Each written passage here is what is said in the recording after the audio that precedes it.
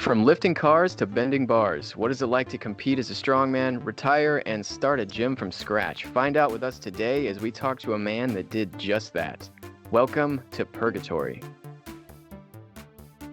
All right, freaks and freakettes, what's going on? I'm Spike. And I'm Matt. Thanks so much for tuning in. Make sure to check us out on all major podcast platforms. Drop us a like on Instagram. Subscribe to our YouTube channel, Purgatory Podcast, pretty much everywhere. We got the Facebook up and running. We got the Twitter up and running. We're everywhere. There's no excuse not to find us now. We're everywhere. And make sure to leave us a comment because we love to hear from listeners, and we respond to pretty much all of them at this point because we see them all, which is cool. Official Purgatory Podcast at gmail.com if you want to reach out for an email. Getting all that out of the way, we are joined today by an awesome guest. This guy's from the Kansas City area as well. We got Mr. Jay Ashman here. He's the owner and operator of KC Barbell, which is a USAPL certified gym. It's a bare bones, gritty, get in there and lift, hardcore gym. He's a trainer and nutrition coach, both online and in person. He's a former strongman competitor, and he's rapidly approaching 5,000 followers on Instagram, and you can see his Instagram feed at The Ashman Way, and we're just excited to have him. So what's going on today, man? How you doing? I'm doing pretty good. How are you guys doing? Can't complain. We're glad that we got you on the show, and we talked a little bit prior to recording just about kind of your daily grind. So that's kind of what I'm wanting to know about is how do you, take us through like a day in the life of a gym owner. All right. Well, it's pretty simple. I mean, depends. I get to sleep in 3 days a week because I have a partner in the gym, Sean. And Sean runs the morning classes. I'm just morning coaching sessions, Monday, Wednesday, and Friday. I do it Tuesday and Thursday. So more or less every day, if I wake up early, let's say I come in the gym, do the coaching, go home, cook some food for the day, come back, do some more coaching, work out, eat some food really fast, try to check in with some clients I do a lot of online client work as well. I'll check in with those guys as fast as I can. And then I go back to doing what I do in the afternoon, whether it's writing programs, trying to figure out what I'm going to write about article-wise, organizing some stuff with the business. So, every day is pretty much a lesson in repetition. Mm-hmm. Training your people is kind of fun. That's the fun part of it. That's the payoff. And especially when they're competing in powerlifting meets, going to a meet and watching them do well, that's a great payoff. But what people don't really understand is that a lot of this is like a regular job. It's a mundane job. Yeah. You do the same thing every day. It's a lot of repetition. It's like you have to have an extreme structure to be in this kind of lifestyle. Like you can't really be in the gym owner business. You can't really own a gym and operate it like we do if you don't have the capacity for structure. And I mean by structure is like, as far as the way I eat the same thing every single day. I train at a certain time, 3-4 days a week. You have to block off times for you time, because when you're dealing with the public constantly, and what I mean by public is the people in my gym, whether it's clients, remote clients or whatnot, you're dealing with personalities, you're dealing with people's happiness or sadness or whatever they're going through a particular day. And of course, people don't come to the gym and like bring all that shit with them. Sometimes they come to the gym to let it go. But at the same token, as a coach, you kind of talking about their life, and you have to be empathetic. So you have to make time for you because you have to take care of you like you take care of your clients and gym members. Because if you don't do that, you can burn out pretty quick. Mm-hmm. Yeah, I see a lot of athletes that I'm assuming that you grew up athletic or with some sports in your background, because a lot of athletes or a lot of people that I know that have that sense of structure tended to have some kind of athletic background, Yeah. Well, I played Super League rugby up until 2009. At the time, Super League rugby was pretty much the highest level of rugby in America you could get to before the national team. Obviously, I didn't make a national team. So that's what it is. So I just played Super League rugby, stopped playing that in 2009. So yeah, I grew up pretty athletic. I was always playing sports, competing in something. And it wasn't until maybe 4 or 5 years ago that I stopped competing in anything. But I still kept that structure, because if we don't have that structure, you kind of go nuts. For sure. What position did you play in rugby? I played tight head prop, and I also played lock. when I got for Super League, I played lock because I'm also 6'2", and there's not many tight head props and that guy with that tall. Yeah, I was gonna say, yeah. This is back in the day when you had crouch, hold, engage, if you know rugby. Yeah. Now it's crouch, bind, set, so it's a little bit different. Crouch, hold, engage, more like a battering ram. So if you have somebody shorter than you, it can leverage you up and out of that scrum. Crouch, bind, set is a lot safer and a lot easier if you're a taller prop. They get in there, get locked in, get your feet in position, and drive. With the crouch, hold, engage, it's very, very quick. And so if you're kind of tall like I am, you get some really talented prop who's like 5'10". That leverage can really destroy you. Yeah. So what position did you play, Mad? You didn't let on that you played rugby. Yeah. Well, yeah, I actually played in high school, and I did a couple summer teams. Going around like America. But yeah, I mean, so I played prop the same. I played both tight end and loose end. But I definitely know what you mean, because I'm also like 6 foot. So like we would get guys that were like 5'5", and it kind of just like dig into you. And so yeah, I really relate. Did you ever play with like the Blues? No, I moved here and I was done playing. I moved here a couple of years ago. Oh, gotcha. However, I met with the coach of the Blues, Marcus, because I was actually getting into coaching. I used to coach for a while as well. So when I moved here, I wanted to get back into coaching again. So I met with him, and he wanted to bring me on as a coach for my experience and whatnot. But then I ended up meeting with the head coach of Liberty High School team, Tracy Davis. Mm-hmm. And she coached the the boys and the girls team. And Tracy was a U.S. women's rugby competitor. She played with a couple of friends of mine back then on the U.S. women's team. And I would rather have coach kids than coach grown men in a sport. Yeah. Because when you coach a grown ass, I coached men's team in Oklahoma City for a little bit, and it was like freaking high school kids. It was worse than that. So they get set in their ways. They have attitude problems. Men are a different breed than kids. Kids you can kind of mold a little bit more. Yeah. Yeah. So I coached with her for a season when I had time before I opened a gym, and she was the best coach I ever seen. Honestly, I never seen anybody coach like her, and she was phenomenal. It's really interesting that you say that about the kids versus the adults, because I was a trainer for a couple of years, just part-time, and I used to like training the high school kids because you can see their gains in like days. Like from session to session, they adapt so fast, and that's something that I thought was cool. Is like when you're training an adult, they don't heal as fast. They don't their PRs don't progress as fast but like these high school kids, it's insane to watch them progress. Yeah, definitely, for sure. Plus, the high school kids it's a different mentality with adults, I think, than kids. Because kids, it's still more of a pure love for the sport, I guess you could say, and not so much trying to relive glory years. I played with enough adults in my life, especially when I started playing rugby, it was like Division II rugby, and that was kind of like the mid-level rugby. Mm-hmm. And you see a lot of guys in there kind of hanging on the glory years, taking shit a little bit too seriously. I'm like, well, if you're playing Division II rugby, you're a club sport. I mean, all rugby in America is still a club sport, unless it's Major League Rugby, obviously. But you're doing it for fun. Go out there and have fun. You win, you lose, no big deal.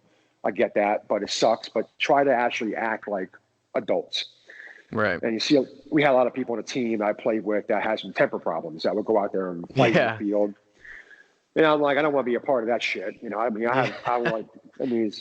last thing you need is some guy to freak out and break your leg, Yeah, well, one of my old teammates ended up going to jail because he punched somebody in the rugby field. It was a pretty big story. I heard about it. I mean, it didn't shock me at all coming from this guy, because he assaulted a guy in the field of a rugby game.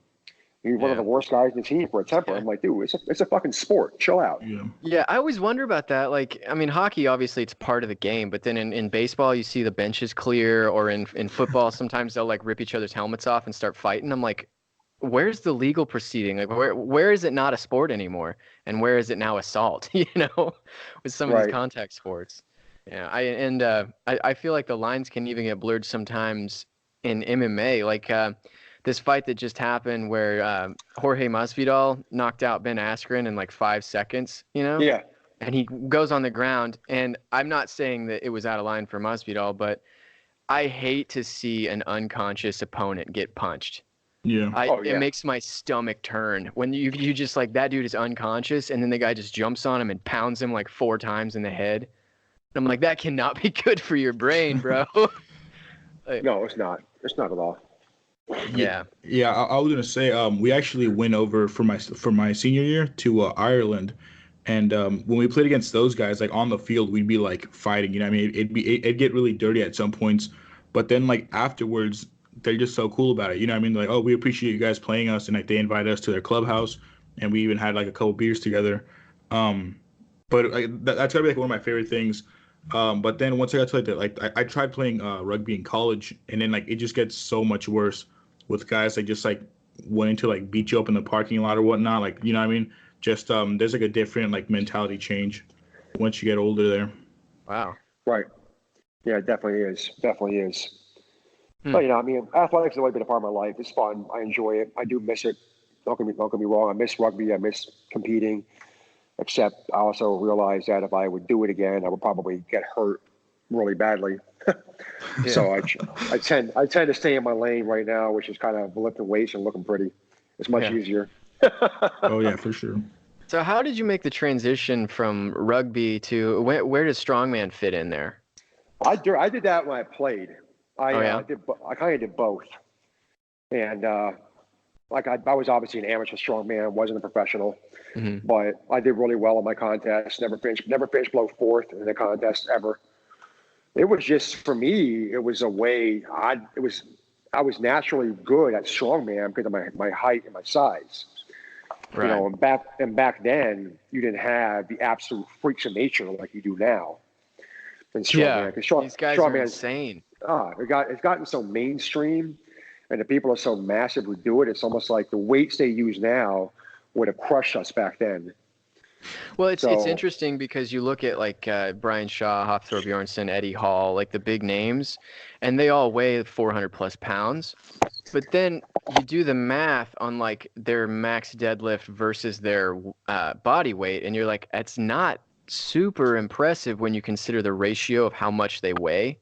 Oh yeah. But then you're like, it's still over 1,000 pounds that they're deadlifting. Yeah. You know? That's the thing. I mean, these guys are, and where these guys excel at is the overhead strength, you know, the carrying movements, the throwing movements. I mean, you got guys who are log pressing 450 pounds. Yeah, like Zydrunas Savickas, that Lithuanian guy. Yeah.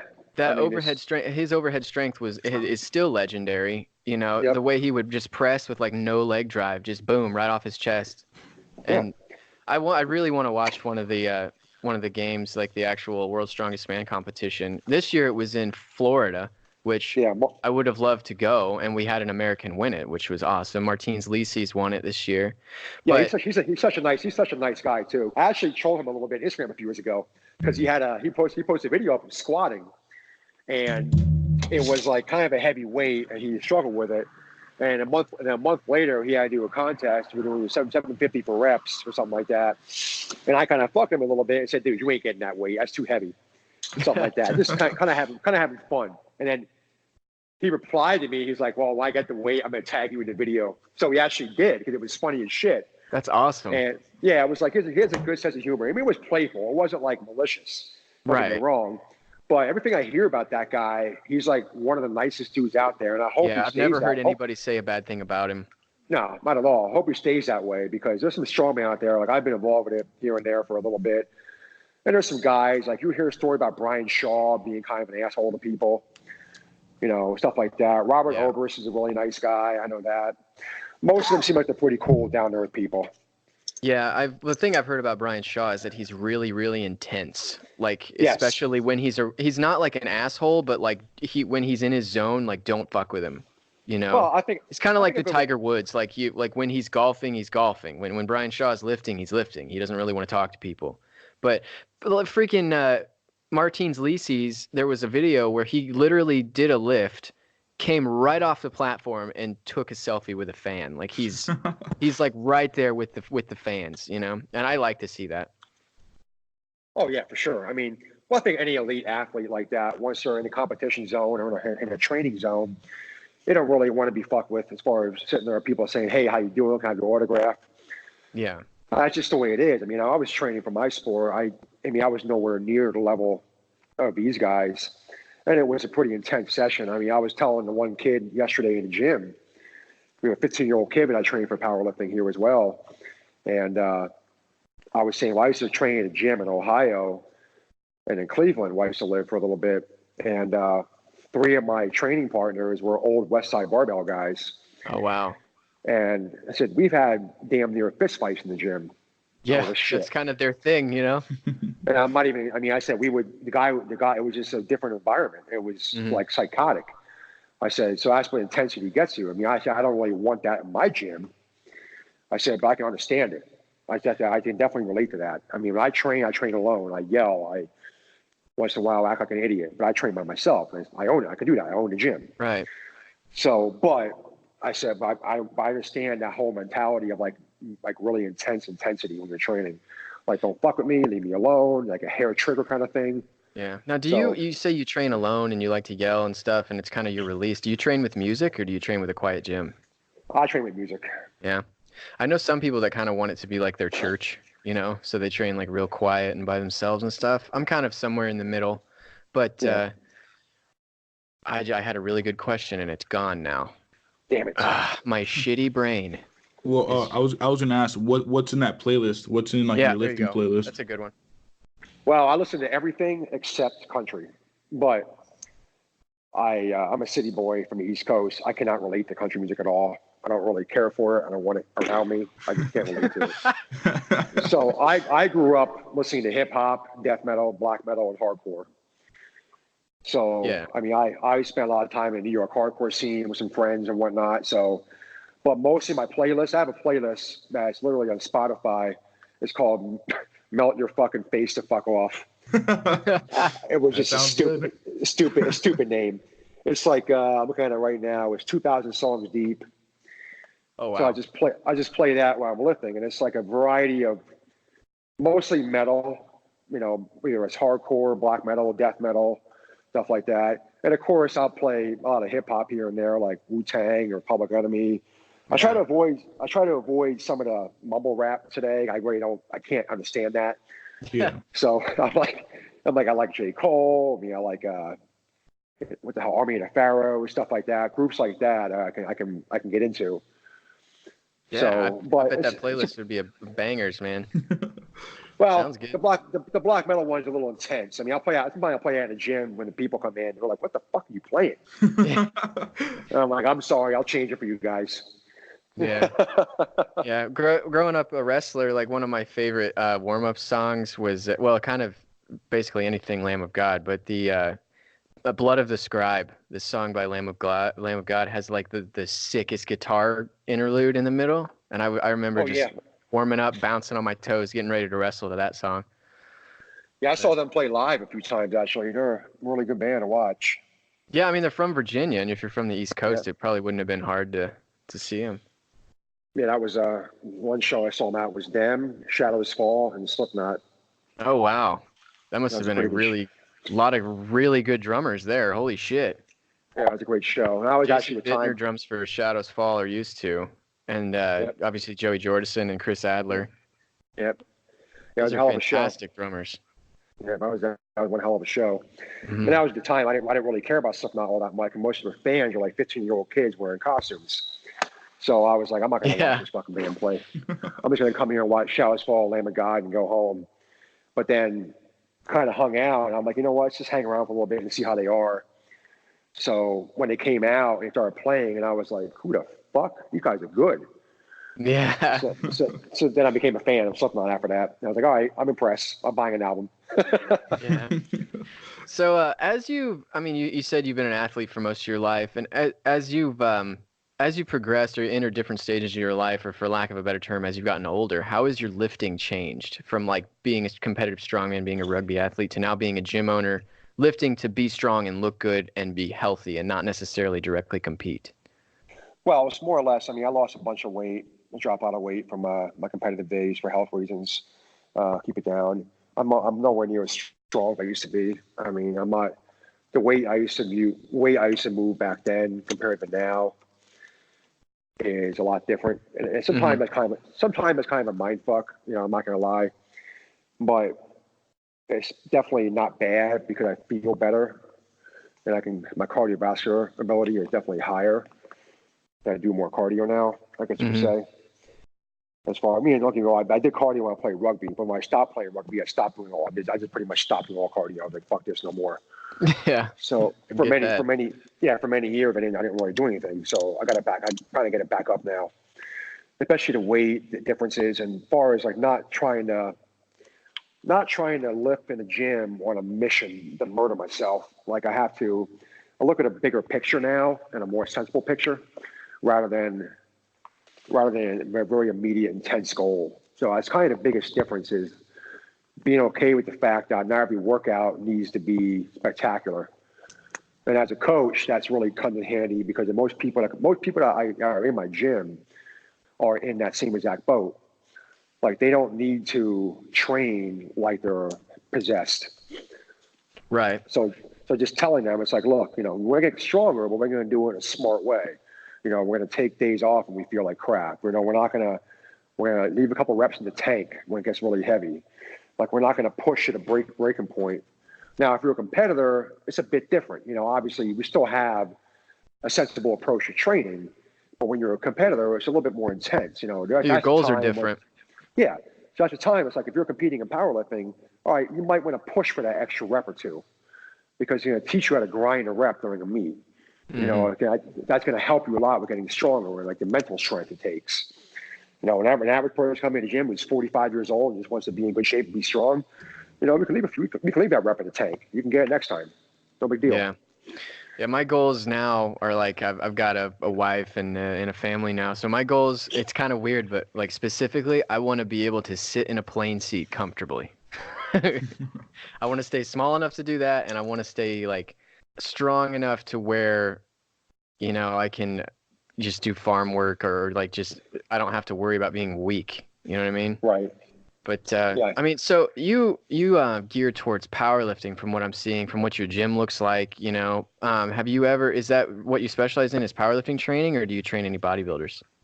Well, I have trained bodybuilders remotely.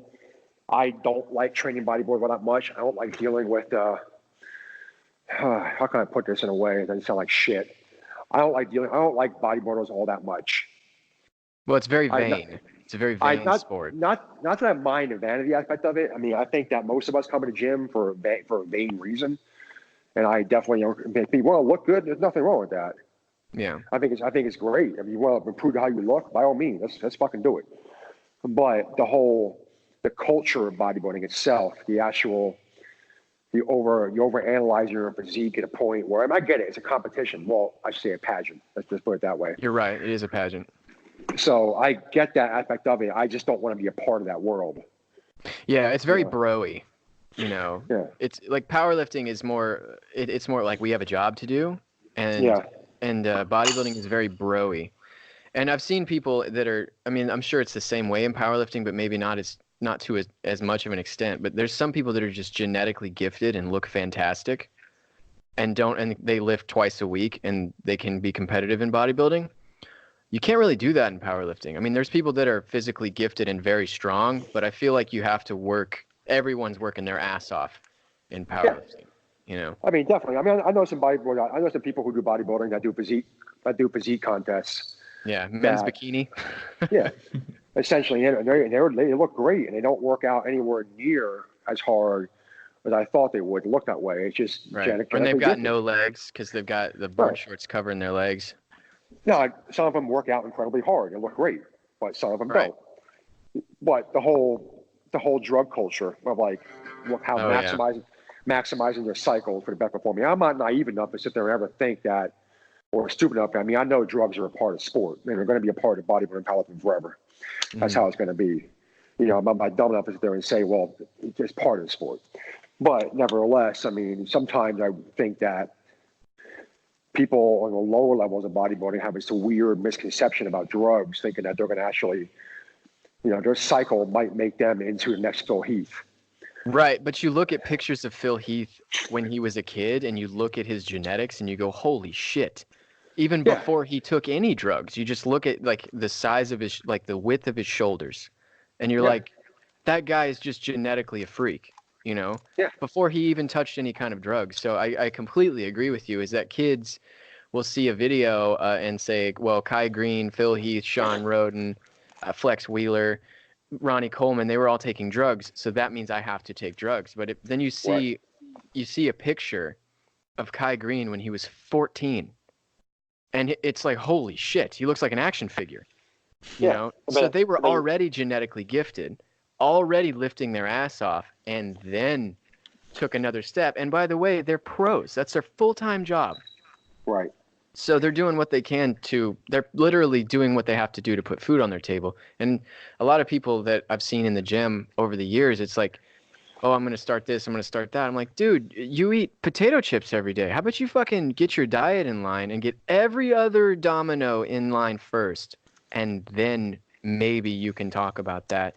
And I recommend that you don't, because it's fucking illegal and you're going to get your house raided and thrown in jail. Right. You know? But I mean, I've seen people that have done steroid cycles and it's worked for them. That's one thing that's undeniable, is steroids work. But I recommend that people they maximize everything else first, you know. And most people aren't doing that. No, we're not at all. Most people, especially people who are younger and naive, they kind of they want to maximize the drug cycle first. I mean, I've gotten so many questions from people in gyms over the years. You know, what cycle should I use? And I'm like, look at them laughing. I'm like, holy shit! Before I ever touched anything in my entire life, I was got like 280 pounds before I ever touched anything. Mm. Don't get me wrong, that wasn't all muscle. I mean, I was chubby too. Of course, but I was pushing some fucking pretty good weight. Yeah, I feel like you should lift for 10 years before you should, you know what I mean? Like, you should be an advanced lifter.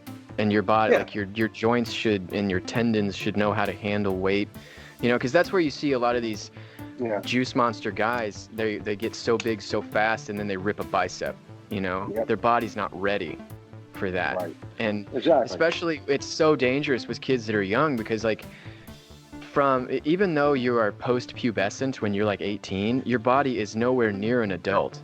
You know, your muscles are growing, your bones are changing, your tendons, everything is changing, and then you're gonna. And by the way, your testosterone is so ridiculously high at that age. You do not need steroids. Right. It's just silly. You know, I did a whole paper for college on this, so I'm on a soapbox on this one, but we're gonna go into a quick break, and we will be right back with Mr. Jay Ashman. How's it going, everybody? This is Spike from the Purgatory Podcast. When Matt and I decided to start this podcast, neither one of us knew kind of where to start or how to distribute it to different platforms, and that's when we came across the Anchor app. Now, Anchor is the easiest way to make a podcast because they give you everything you need in one place for free, which you can use right from your computer or your phone. Different creation tools allow you to record and edit your podcast so it sounds great, and this was the kicker for me. They'll distribute your podcast with no minimum listenership to Spotify, Apple Podcasts, Google Podcasts, Stitcher, and several more. Now, there's really only one more thing left for you to do if you're looking to start a podcast, and that's get out your phone, open your laptop, download the Anchor app, and go to anchor.fm to get started. All right, freaks and freakettes, welcome back from the break. Everybody good? Good. Welcome back. We're sitting here with Mr. Jay Ashman. Awesome guy. He's gym owner, Kansas City area, creating jobs, boosting our economy. We need more people like him.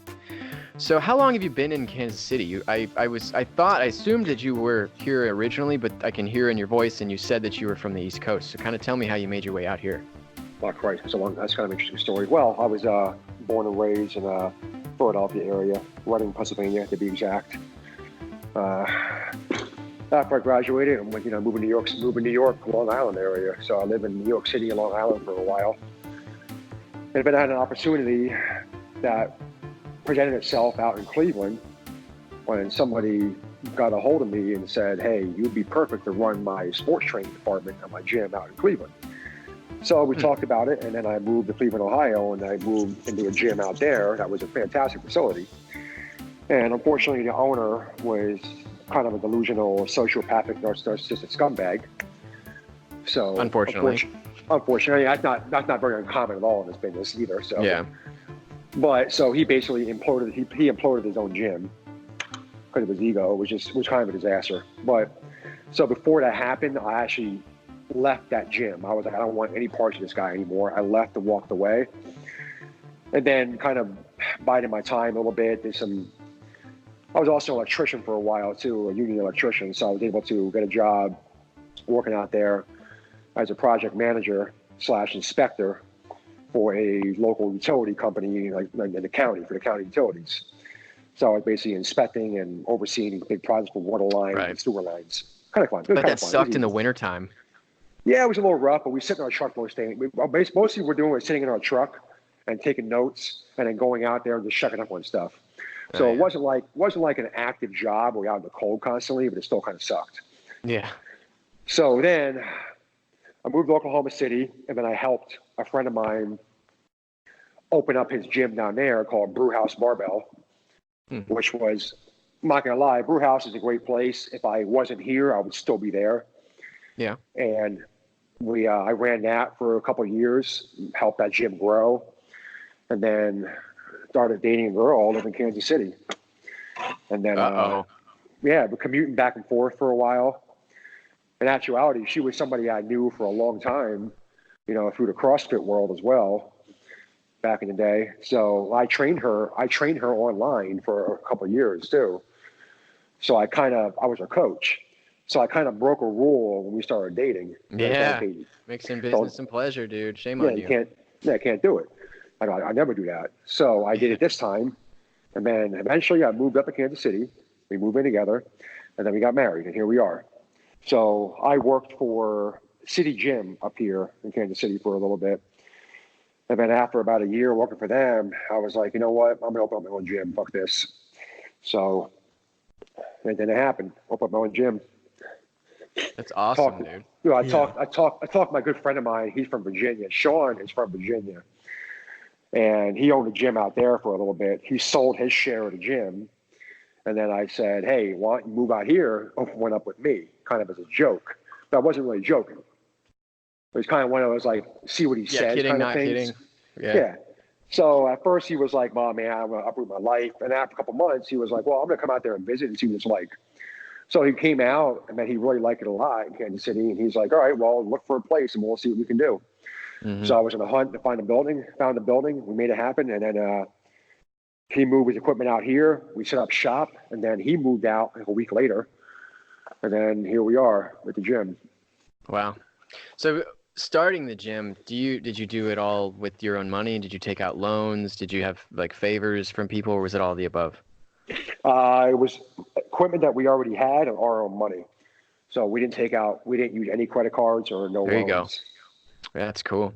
So, and I mean, how much would a normal gym owner, I mean, looking back, I'm sure you made a lot of mistakes and things that you would do differently. So like if someone wants to start a gym, like what do you think is like a main tent pole that you had no idea about that you do now and you would tell anybody that's going to start a gym? Well, just have an accountant. Yeah. Keep all your shit straight. Yeah. Make sure you have an accountant that can help you out with that, because obviously tax time is a little bit complex. Mm-hmm. Because when you're a self-employed business owner, you can write off a lot of stuff. So it's kind of nice that way. But at the same token, you want to do it the right way so you don't end up having an audit. So you got to make sure the first thing you want to do is make sure you have an accountant that tells you what you need to do. For sure. And also avoid buying everything brand new. Yeah. You don't need. It's fucking iron and metal. You don't need to have. I mean, honestly, most people don't give a shit about how the equipment looks. It's like what they get inside the gym. It's like we're a bare bones gym. It's platforms, racks, barbell, dumbbell, kettlebells. We got some small stuff here and there for fun, but it's nothing that you'd walk in and be like, oh, it's an old school gym. That's it. But you keep it clean and you give people a good service and they're going to stay. Yeah, I've been in some gyms that have just like machines everywhere, and there's nothing wrong with that, but sometimes I feel like it's too clean. Like Yeah, there's too much spandex in here. There's too much gelled hair, and then I mean, I've worked out in those gyms and had good workouts, but I think sometimes it can be distracting where there's so many frills, you know. yeah, And I mean, yeah. I've been lifting at my home. I have a power rack and full incline bench, and I've got kind of the whole nine here, everything a guy could really want, and it's here. And for me, I like the convenience of just being able to walk downstairs and work out, you know. But sometimes it's refreshing, and a lot of people don't. This is a really long-winded tangent on. You can work out at home and you can be fit without a gym, but Yep. that's not the reason that most people join a gym. Most people join a gym, especially one like yours, for a community, you Right. know, have a place to go where they can all the bullshit, their boss is a dick and their wife was yelling at them or this or that or whatever. They got an fender bender today, but everything's right when they walk in the gym. You know, KC Barbell is their sanctuary, and they come in here and the weights are always going to be heavy and the music's always going to be loud, you know. So I think that's really cool. What you're doing there is that you're creating this culture, this old school gym where it's like, come in here and work hard if you want to, and don't come in if you don't want to. But we're here, we're working hard, and Right. this is a gym for everybody, you know. Yep. That's exactly what we do. It's pretty much we have a community here, and it works out really well. And so, like, everybody comes in and they get coaching. It's not like a gym. It ain't like a gym you can join and do your own thing. I mean, so we have a higher price point because we provide you a program that's a custom program. Mm-hmm. Everybody has their own program. Well, we have some group programs here too, but obviously our people who want that option of having custom, we have a lot of people in the gym take advantage of the custom option. So Right. we can have we write their programs out for them, and then when they come in during a certain hour, we'll come in during our open hours that we have open, and then we basically have one of the owners is always going to be here, as well as we have another guy who's on staff, helps out with coaching. He's one of our original members, and he'll be here as well to help out. So we make sure everybody here is being watched. You know, we spot them, we help them out. If something's going wrong, we fix it. So we try to do the best job to make everybody feel like they're getting results. So we don't have anybody coming in here who's saying, I'm gonna do my own program. I'm like, no, you're not. This is my rules. Get the fuck out. I mean, I'm a good coach. I'm very good at what I do, and I'm protecting my brand. And my brand to me and to my clients means something. You know, when they come in Right. and they hire us to coach them, when they hire me or they hire KC Barbell or whatever, they're going to expect I have a very high standard of service, and I like to keep it that way. I don't want people coming to my gym that are hiring a coach somewhere else and say, well, I lift a Kansas City Barbell. My coach is over in fucking Wisconsin. Right. So you're building. It's more of a team then. Yeah, exactly. So It's it's more like like you see people, the brand that you're building, the brand that Planet Fitness has built is it's $10 a month for you to put a Planet Fitness thing on your keychain and never come to the gym. And we'll give exactly. you a t-shirt, and that's not the brand that you want. They pretty much bank on the fact that you will not come to the gym. Exactly. Well, I mean, they literally have like once a month, like pizza day or like bagel day. You know what I mean? That doesn't really make any sense to me. Oh, yeah. I'm actually not gonna lie. That's a genius idea because people come to It's the gym. obviously working for them. Yeah, I mean, I look at Planet Fitness as the type of gym that most of their membership base will not come to a gym like mine. You know, so they have people that like going to that gym, and I got a couple of remote clients actually who do go to Planet Fitness, and I mean, I don't really care because you can get a good workout anywhere. It's just Planet Fitness's mentality of how they treat people is kind of bizarre. Like you said, the pizza and the bagels and the Tootsie Rolls. It's almost like you got people that come to the gym a lot of times. People come to gyms like that usually are already out of shape for the most part because they want to come to a gym that's non-threatening, like Planet Fitness, that doesn't have people like me roaming around pushing big weights. So then I don't even know what the hell threatening means. Like, what am I going to kill you with my weights? I know. I don't get it either, but I've been in gyms so goddamn long, I actually understand it. Like some people, Yeah, it's part of it. when a new guy comes, when somebody who's like kind of like afraid to go to a gym, or they're self-conscious about being small or being fat or whatever. I mean, people definitely have body image issues, so they go to a gym at people like me who look like they want to look like, or something like that, or maybe a gym full of people who are big, buff, and ripped and fucking strong. For some people, it's very intimidating. And it's easy for people to say, well, just suck it up. They don't really care about you. They care about their own workout, and which is essentially true. For the most part, people aren't looking at people like that and making fun of them in gyms. They're actually going to encourage them to get better. Or no one gives a shit. Or no one give a shit. I mean, no I've been one's to gyms. looking at you. Yeah. No, but the perception of that is still so strong. Yeah. It's like the irrational perception overrides the rational. Yeah, and that's true. So that's what Planet Fitness takes advantage of, and they do it to the extreme. But basically, if you really work out hard or drop a weight there, they'll sound the lunk alarm on you. You know, they'll have the piece of shit and the bagel stuff, and it's basically like, hey, we're not going to teach you healthy eating habits. We're going to give you all the shit food you put yourself up on. Right. You know, because don't get me wrong, a piece is great, but you don't really need it all the time. And I don't really see the point of having it in a gym. I mean, maybe once in a while having a pizza party for the fun of it, but they do it every single week, actually, I think. Yeah. It's pretty interesting. Yes. I don't know. I mean, it's marketing. They're not in a fitness industry. They're in just the marketing industry. Yeah. That's what I see it as. Exactly right. They're run by people who know how to do business, who don't know how to actually work with gym. And they're going to Planet Fitness. They actually offer personal training at some Planet Fitnesses too. So you're dealing with people who are like 18-year-old kids who just got certified and who are okay with making like $10 an hour to be a personal trainer. Yeah. So you're not going to get good quality training. No, of course not. I think it's interesting when, like, I don't need my trainer, if I hire a trainer, I don't need them to look like Mr. Olympia or be a 1,000-pound bench presser, but I need them to look healthy and fit. And I see fat trainers, and I'm like, what? Are you kidding me? Like, I would hire you to train me for the professional eating competitions, but not to be in shape. Yeah, definitely. I've always thought that if you're going to be representing yourself as a professional in a field of health and fitness, you need to present yourself as somebody who understands what it's like to be healthy and fit. Now, I also understand too that not everybody is going to fit into a perfect mold. But at the same token, I'm not going to hire some skinny ass kid to teach me how to get stronger. Yeah. I'm not going to hire some guy who's 300 pounds wearing a size 48 waist to teach me how to get in shape. You know, they might know all they need to know in the world about it, but I can't look at them as a credible source. I'm like, well, if you don't have the willpower to do it yourself, how can you teach your willpower to somebody else? Yeah.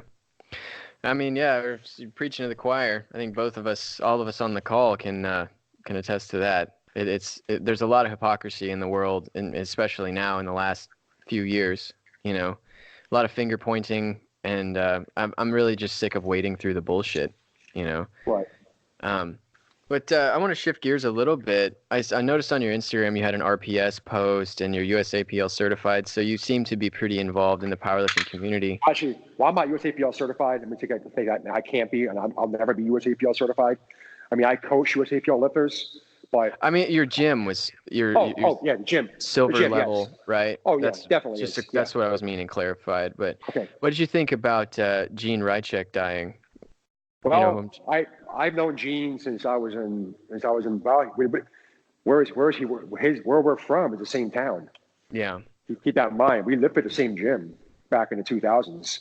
I was at the dude was a fucking animal. First man to bench over 900 and 1,000 pounds, and I think he had a 1,000-pound squat too, didn't he? Yes, he did. Holy shit! I was at the meet when he did a 1,000-pound bench press. I was there, and I mean, one of my good friends was his training partner. So occasionally, I would help, hand off the bench press, or actually just try to help. It was fucking a lot of weight. That's awesome. That you met him. Not awesome that he's passed away, but that's awesome that you were involved with him. Yeah. It was such a tight-knit world back then because it was so small. Mm-hmm. And last time we talked was literally like less than 2 weeks ago. Because he named me. He wanted. I reached out to him a while ago, a little bit. I said, I want to be your RPS Missouri State Chair if you don't have one. He's like, oh my God, I've been waiting for that. Because I want somebody in the Midwest to take the bull by the horns and go with it. We don't really have a Midwest presence. And he said, I'd be so happy you come on board. I know, obviously we go way back. I'm happy with this. Let's do it. Right. That's cool. So I'm like, yeah, cool. So then after that, we chatted here and there in text, and then the weekend he had a meet, I texted him. I said, hey, I got a couple guys here in my gym who want to be judges. So, pass me along the judging test and I'll test them and then, help them out with this. And then he said, all right, we'll get back to you on Monday. And then got back and we talked a little bit on Monday. And I said, I'll email you the test over as soon as possible. Next thing I know, he's freaking dead. Holy shit, man. Damn. Yeah, so it was one of those things where it was like, holy shit. I mean, and then his wife made a post about it. Right. I saw that post, and it's heart-wrenching, but it's, in a way, it kind of makes sense. I mean, he was huge guy, a lot of drug abuse, so we mentioned this earlier. I'm not meaning to speak ill of the dead. Gene was a very awesome guy. He's done a lot for powerlifting and for fitness. But what I'm meaning to say is, you mentioned earlier about how you've lost some weight, how you're focusing on not moving ridiculous weight. You want to be strong, but you also want to be healthy, Right. And that unfortunately, when people push the envelope their entire lives and just whatever it takes to get stronger, that you can damage your body. Yeah. And obviously his situation, I mean, he was combined with the pushing himself the way he did, and then also being morbidly obese for so long. Yeah. Which is, it kind of goes hand in hand. A lot of these major powerlifters, major strongmen are morbidly obese. I mean, 400 plus pounds sometimes. And, but a lot of them, they're fully aware of that. When you talk to them and they're like, and I'm not healthy at all. Like, you look at Scott Mendelson and he's like, I'm fat as shit, but it's part of my job, Yeah. It's interesting to see that these guys, that it's literally reckless abandon. They know it and they're like, I know it and I'm fine with it. Yeah. That's what it comes down to. I mean, obviously they have their goals and that's what they do. That's their choice. So there's not much you can do about it. Just say, hey, well, hope for the best. Yeah. Well, rest in peace, Gene. We have the utmost respect for you here. But what other kind of industry celebrities or big names have you met? Oh, God, so many. I mean, Jesus Christ, I've been around it for a long time. I mean, what's like maybe not met, because that might you might not be able to narrow that down, but what's like one that you, like a chance meeting, you ended up maybe like having dinner with him or something, like an unplanned thing that you're like, this guy's really cool. Well, Mark Ripito, we met, had dinner. And a guy who wrote Starting Strength. I mean, not a big fan of him as a person necessarily, but we still met and had dinner, and then we had a good conversation. But that was a bunch of, obviously people with different names, like Shauna Mendelson, Scott Mendelson's sister. She's an old training partner of mine. From Long Island. Matt Wenning, I've talked to and hung out with a couple times. Yeah, I know this is kind of a softball, but have you met Mark Bell before? We've talked at a different event here and there, but we don't really like. No, so I wouldn't say that I like hung out with him or anything like that. But I've heard very mixed things about him. Like, some people say he's really cool, and some people say he's a dick. But yeah, I think it comes from the eye to beholder, as what every day. Like I said, anybody can have a bad day, and it can go like that person's a real asshole, or it could be just who knows. I don't want to judge a guy from what I don't know. I don't really know the guy personally, so I can't really comment on that. I don't know if you know who Swede Burns is, the fish set guy. Not familiar with that gentleman. Yeah, he did a seminar. He did a seminar at my gym. He did a really good job, good coach. Oh yeah. So yeah, we've had a bunch. I mean, Christ. I'm trying to remember all the people I met over the years. It's kind of difficult. It's kind of an unfair question, but I was hoping, I was just trying to maybe spark your memory on like a story. But the having dinner, that's pretty cool. That's pretty wild. I mean, it was like what Mark Ripto said. It's kind of funny. For all the stuff he did all over the world with Starting Strength, he said, I sold thousands and thousands of books. I've done hundreds of seminars. He said, stuff like that. And people know me all over the world from my book. He said, I can walk on the street in my own town and nobody knows who the hell I am. That actually shaped me to this day. I actually got to thank him for that. Because to me, I signify a couple things. Number one, he's a really shitty marketer of his gym. Yeah. Because if Wichita Falls, Texas is not that fucking big. So if you have a gym that's iconic like that, that's the thing. Starting Strength is an iconic program, an iconic book. It's like people in the know will tell you it's one of the 5 best books you can read about strength training. like top 5. We start in strength. Mm-hmm. So if you have something like that and you have a gym that you own in a town that is not that big and you cannot walk down the street and people know who you are, like local business owners and whatnot, there's doing something wrong. Right. It's like if you have a brick and mortar business, you have to be known in your community. You have to get out there. You have to basically go to people and say, hey, I'm so-and-so. I own this gym. How you doing? Nice to meet you. Like I can walk around the area right now in the Crossroads. I can walk into any business in the Crossroads and the owner knows who I am. The people know who I am.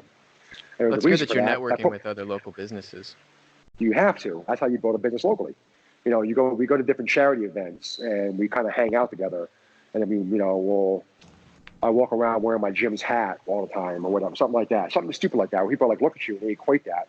It takes time. Of course. It's a brand, dude, and you're part of your brand. Your face is literally on your Instagram. It's probably in a lot of your gym literature, So, I mean, and you're training you're the owner, you're directly training the clients and the customers and the gym members. So you literally are as much of the brand as anybody, Yeah. So I remember him saying that. I was like, I don't ever want to be that way. This is like years ago too. I was still in Cleveland, and I was like, wow, if I ever own a gym myself, I'm going to be the exact opposite of this. For sure. So it was pretty much a lesson I learned from him is like how to actually be known in your town by the opposite of what he's doing. Because it seemed like if he's that well known around the world and you can't have a gym in the town people know of, I'm like, well, you're doing something wrong then. Yeah. Yeah, and that kind of segues me perfectly into kind of one of my closing questions was what's your plan for KC Barbell? Like, what are your plans moving forward? Do you plan on doing anything more different with marketing? Do you plan on adding here or doing something there? It's kind of a broad question, but what are kind of your plans moving forward? Where do you want to see your brand go? Well, it's pretty easy actually. First of all, we're never going to change our focus. I mean, we're a strength first gym, period. That we have a niche and we're doing that well, and that will never change. And I'll never add stuff to the gym just for the sake of adding it. Like we have somebody who does yoga here once in a while, but she's a gym member, mm-hmm. and we do stuff with that for our gym members, like a once a month Saturday yoga stretching for them for stretching out. That's included with the gym, so no big deal. But we'll never deviate from our core value, which is making a strength facility that's inclusive. A lot of times you look around the world of strength, the powerlifting world is very, very, very right-wing male dominated. Right. And it's very rigid, right-wing white men dominated. So I was hell-bent on saying, well, I don't want to be that way because strength training isn't really about anything but getting fucking stronger. I want people to come to the gym and say, hey, I want to, I feel cool here because you welcome me to the gym and there's no issues here. There's no pretense. There's no bullshit. There's no unnecessary political crap happening behind the scenes that says, they basically, so we treat it very inclusive. Like if you come here and you're treated like everybody else, the same. Yeah, so, I mean the weights are heavy, no matter if you're gay or straight or man or male or female or black or white, Yeah. So we're looking for a bigger space to move in. Right now we're in a smallish type building, so we need more space. We're doing that actually as of right now, trying to find a bigger gym. So we'll still be in the downtown area, probably more midtown than anything. Unfortunately, Crossroads gets a little expensive at this point. It's cool that you're outgrowing your space. It's a good problem to have. It is. I mean, we started off here with essentially one member, and then kind of grew to over almost 70 right now. Wow. Well, that's awesome, man. Yeah, for the price point that we charge, 70 is a pretty good number. Yeah, that's awesome. We're excited for your success. We really appreciate you coming on the show. Matt, did you have anything else for Big Guy? No, I mean, as far as that, I'm just wondering when when are the shirts coming in? Because I'm on your website and I clicked on the shop section and it's saying coming soon. Oh yeah, well we have to actually have them made. I mean, we had a couple different shipments made before, but I usually make them to order. Yeah. So as of right now, I'm actually going to probably put an order in within the next 2 to 3 weeks to have more stuff made locally. Gotcha. They sell out kind of quick. So yeah, your logo's pretty cool. Mm-hmm. It's kind of got that kind of tagger, like almost like a graffiti style thing. That's what we want to do. We want to basically, because we have an urban gym in the city, so we want to make it more like a graffiti style logo. It's really especially cool. Especially being that we're in the Crossroads, it kind of works. Mm-hmm. Yeah. For sure. All right. Well, everybody go over to Jay's Instagram, The Ashman Way. Give him a follow. If you're in the area or you're ever in the area, even just for a little while, make sure to show some love to KC Barbell. They're doing good things right here in the community. So we really appreciate him coming on. And thanks for tuning in. Keep tuning in for your weekly trip to Purgatory.